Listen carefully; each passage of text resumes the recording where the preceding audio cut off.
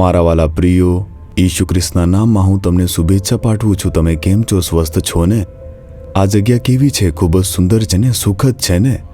આ લંડન શહેરની અંદર એક વિશાળ બગીચો છે અને આ બગીચો ખૂબ જ સુંદર છે અને ખૂબ જ સુખદ પણ છે. હું તેના એક ભાગમાં ઊભો છું અને તમારી સાથે વાત કરી રહ્યો છું. જો તમે અહીં આવો છો ને જુઓ છો તો લાખો પ્રવાસીઓ આ સુંદર શહેર જોવા માટે અને આ સ્થળની મુલાકાત લેવા માટે આવે છે. ઠીક છે, જ્યારે તમને તક મળે ત્યારે તમે પણ અહીં આવીને બધી જગ્યાઓ જોઈ શકો છો. અને આ જે ઇંગ્લેન્ડ દેશ છે તેની એક વિશેષતા એ છે કે એક સમયે તેઓએ વિશ્વના મોટા ભાગના ભાગ ઉપર શાસન કર્યું હતું. પરંતુ જુઓ, આપણે સ્પષ્ટપણે જાણીએ છીએ તેઓએ આજે તે મોટાભાગનો મહિમા અને જે મોટી શક્તિ હતી તે બધી જ ગુમાવી દીધી છે. શું તમે તેનું કારણ જાણો છો? તે દિવસોમાં જે દેશ છે તે ઈશુને ખૂબ જ પ્રાથમિકતા આપતો હતો. તેઓએ ઈશુનો મહિમા કર્યો હતો.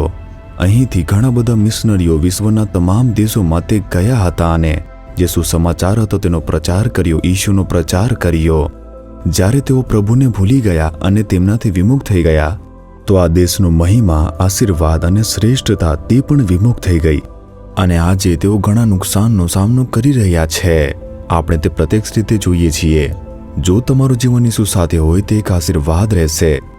જો તમે તેમનાથી દૂર જાઓ ને કહો મારી પાસે કુશળતા છે, મારી પાસે શક્તિઓ છે, હું તે કરી શકું છું, પોતા ઉપર વિશ્વાસ રાખશો, તો આપણે ધીમે ધીમે આપણો જીવનનો આશીર્વાદ ગુમાવી દેશું. અને આ દેશ તે વાતનો પુરાવો છે. પરંતુ આ દેશે ફરી એકવાર પ્રભુ માટે ઊભા થવું જોઈએ અને આપણે તે પરિવર્તન છે તે પણ આવતા જોઈ શકીએ છીએ. સારું, આજના દિવસે પ્રભુ તમને કયું વચન આપે છે આમ વિચારો છો? યશાયા 54 અધ્યાયના 15મા વચનમાં જુઓ.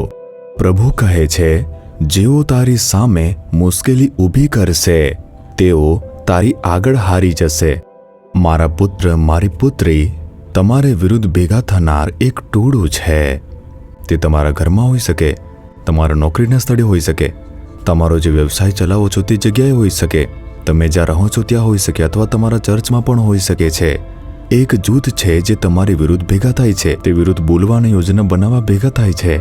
તેઓ તમને દબાવવા માંગે છે, નાશ કરવા માંગે છે અને તમને નષ્ટ કરવા માંગે છે અને તે માટે તે ઘણી રીતે પ્રયાસ પણ કરી રહ્યા છે. જ્યારે તમે તે દુષ્ટ લોકોના અને ઈર્ષાળુ લોકોના તે જૂથને જુઓ છો ત્યારે તમે ડરી શકો છો.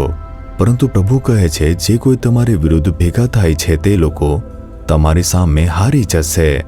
તેઓનો નાશ થશે, નષ્ટ થશે એમ નથી કહેતા. પરમેશ્વર તે લોકોને ઉલટાવી દે છે અને તે જે લોકો છે તમારી પક્ષમાં આવશે, તે તમારું રક્ષણ કરવા, સાથ આપવાને ટેકો આપવા આવશે. આમ પ્રભુ કહે છે. શું આ એક મોટો આશીર્વાદ નથી?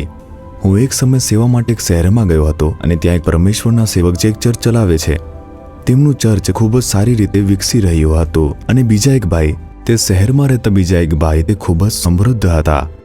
તે આ સેવા કાર્યમાં દરેક રીતે મદદરૂપ થયા. તેમણે પરમેશ્વરના સેવકને પૂછ્યું, મારે શું કરવું, આ કરવું, તે કરવું. તેમણે પૈસાની બાબતોમાં મદદ કરી, લોકોની બાબતમાં મદદ કરી. તે સેવા કાર્ય માટે એક શક્તિ અને ટેકો હતા. હું તે જોઈ શકતો હતો. તે વ્યક્તિ તમારા સેવા કાર્ય માટે એક મહાન ટેકો છે ને આશીર્વાદ છે ને. મેં એવી રીતે તેમને કહ્યું. તેમણે શું કહ્યું તમે જાણો છો ભાઈ? થોડા સમય પહેલા સુધી જ તે માણસ સંપૂર્ણપણે મને નફરત કરતો હતો અને તે જે છે તે ધાર્મિક ઉગ્રવાદી જૂથનો હતો. તેથી તે મને નફરત કરતો હતો. તેણે ભીડ ભેગી કરી મને મારવા માટે અને મારા સેવા કાર્યની વિરુદ્ધ તે લડી રહ્યો હતો, મને ડરાવી રહ્યો હતો, ધમકી આપતો હતો.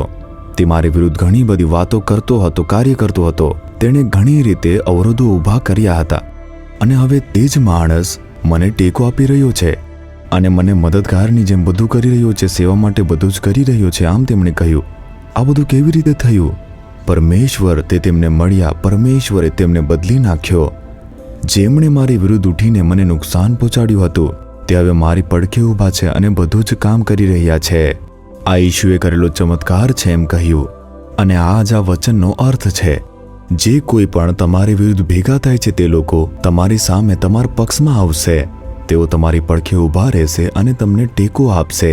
તેઓ તમારા મદદગાર બનશે. શું આવું છે તે સાચું છે? શું આમ વિચારો છો? આ વચન જરૂર પૂર્ણ થશે. પ્રભુ કહે છે, મારા દીકરા, મારી દીકરી, ડરશો નહીં.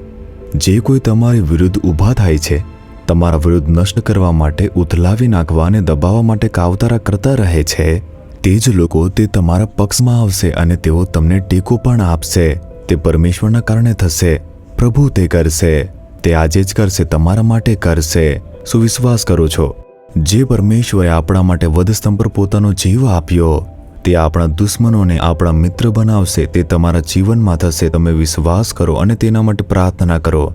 હવે આપણે પ્રાર્થના કરીશું. હે પ્રભુ, આ વચન મારું છે, હું તેમાં વિશ્વાસ કરું છું. પ્રભુ, જે કોઈ પણ મારી વિરુદ્ધમાં કામ કરી રહ્યું છે, તમે તે બધા જ લોકોને મારી મદદ કરવા માટે મારા પક્ષમાં ફેરવશો. આ વચન પૂર્ણ થશે, હું તેમાં વિશ્વાસ કરું છું. પ્રભુ, ઈસુ ખ્રિસ્તના નામમાં. Amen, amen. Jesus redeems Gujarati YouTube ચેનલને સબસ્ક્રાઇબ કરો.